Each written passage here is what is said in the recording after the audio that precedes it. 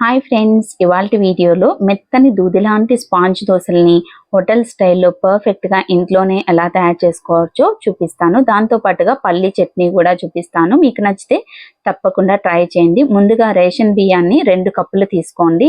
Ration బియ్యం అయితేనే బాగుంటాయి, జిగురుగా ఉంటాయి కదా.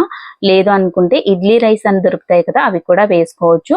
దానిలోకి అరకప్పు మినప్పప్పు వేసుకొని కొద్దిగా మెంతులు కూడా వేసుకొని శుభ్రంగా 3-4 సార్లు వాష్ చేసుకున్న తర్వాత 6 to 7 అవర్స్ తగినంత వాటర్ పోసుకొని నానబెట్టుకోండి. 6-7 గంటల తర్వాత బ్యాటర్ని రుబ్బుకునే ముందుగా పప్పుని మరొకసారి వాష్ చేసుకొని దానిలోకి ఒక పావు కప్పు మందపాటి అటుకుల్ని 5 నిమిషాల ముందుగా నానబెట్టుకొని ఈ పప్పు బియ్యాన్ని అలానే అటుకుల్ని వేసుకొని మిక్సీ జార్లో మెత్తని ఇడ్లీ బ్యాటర్ లాగా రుబ్బుకోవాలి. ఎక్కడ పలుకు లేకుండా మెత్తగా రుబ్బుకోవాలి, ఫైన్ పేస్ట్ లాగా. గ్రైండర్లో వేసుకుంటే ఇంకా బాగుంటాయి దోశలు.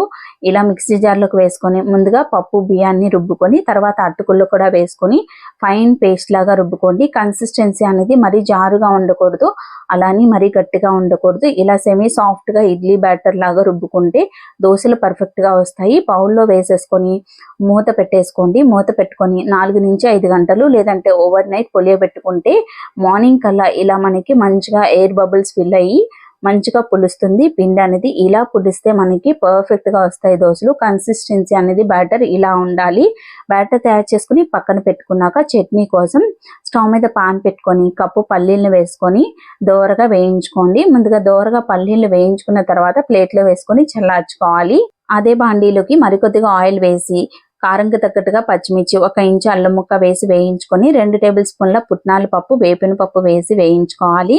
1 టేబుల్ స్పూన్ జీలకర్ర, కొద్దిగా చింతపండు వేసి వేయించుకున్న తర్వాత చల్లార్చుకుని మిక్సీ జార్లోకి వేసుకొని తగినంత ఉప్పు, వాటర్ వేసి చట్నీ లాగా ఫైన్ పేస్ట్ లాగా చేసుకున్న తర్వాత పోపు వేసుకుంటే కారంగా ఎంతో టేస్టీగా ఉండే పల్లి చట్నీ కూడా రెడీ అయిపోతుంది. కాంబినేషన్గా చాలా బాగుంటుంది.